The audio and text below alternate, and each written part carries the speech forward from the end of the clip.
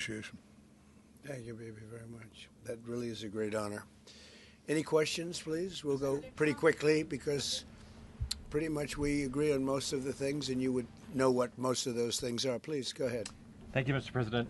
I'd like to know if you and the Prime Minister talked about having Israel pull back its troops before Hamas fully disarms. I know that's been an issue. Did you push for that today? Well, we talked about Hamas and we talked about disarmament, and they're going to be given a very short period of time to disarm, and we'll see how that works out. Steve Witkoff and Jared Kushner will be in charge of that from our side, but if they don't disarm, as they agreed to do, they agreed to it, and then they'll be held to pay for them. And we don't want that. We're not looking for that. But they have to disarm within a fairly short period of time. Is Israel withdrawing its forces? Well, that's a separate subject. We'll talk about that. Mr. President? Yes. Mr. President, did you have a message for the Prime Minister about the West Bank? And are you at all concerned that settler violence, Israeli settler violence, could be undermining the peace plan? Well, we have had a discussion, big discussion, for a long time on the West Bank.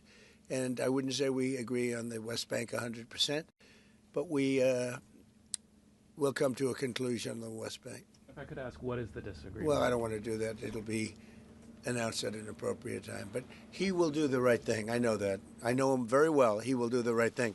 Yes? There is a growing fear of a confrontation between Israel and Turkey. How are you going to ease this tension given the fact that President Erdogan calls Mr. Netanyahu Hitler and compares Israel to the Nazis? Well, I know President Erdogan very well. And as you all know, he's a very good friend of mine.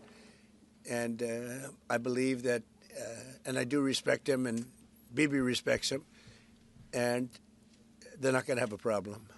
They're not going to have a problem. I know him very well. And you've seen me do things with President Erdogan and Turkey that nobody else could have done. We're not going to have a problem. He's done a fantastic job. I'm with him all the way. I'm with Bibi all the way. Nothing's going to happen. Yes. Mr. President, are you concerned that Israel is not moving quickly enough to phase 2 of the peace plan? Well, I'm not concerned about anything that Israel's doing. I'm concerned about what other people are doing or maybe aren't doing. But I'm not concerned. They've lived up to the plan. They're strong. They're solid. And sometimes they don't understand when somebody violates something that you want to give them a second chance. Well, we'll give them a couple of second chances. But no, Israel's lived up to the plan 100%. Don't forget, we made the plan possible by taking out Iran. And speaking of Iran, I hope they're not trying to build up again, because if they are, we're going to have no choice but very quickly to eradicate that buildup. So I hope Iran is not trying to build up, as I've been reading that they're building up weapons and other things. And if they are, they're not using the sites that we obliterated, but they're using possibly different sites. We know exactly where they're going, what they're doing, and I hope they're not doing it because we don't want to waste the fuel on a B-2. It's a 37-hour trip both ways. I don't want to waste a lot of fuel. Okay? Mr. President, after your last remarks regarding the pardon request of Prime Minister Netanyahu, Herzog office told us that you have not talked after the official request of Prime Minister Netanyahu pardon. Can you clarify to us, did you talk Which about request it? are you talking about? With the President Herzog, the Israeli President Herzog. Did you talk with him directly? President Erdogan? Herzog. The Israeli President so you're talking Herzog. about pardon? Yeah. Oh, well, you got to say that.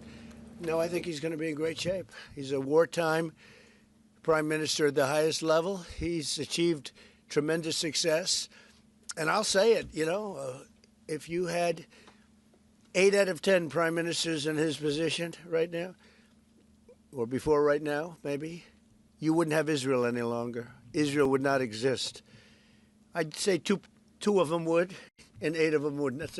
Those are not good odds. You needed a very special man to really carry through and really help Israel through this horrible jam. These are major factions, and it started with our negotiation with Iran. I think it probably started with Soleimani. That was really where you mentioned that today, which started with Soleimani, bad guy, doing bad things, hurting a lot of people, killing American soldiers and other soldiers. But it started right there, would probably be the starting point. And then from that point forward, but you have a wartime prime minister at the highest level. There could be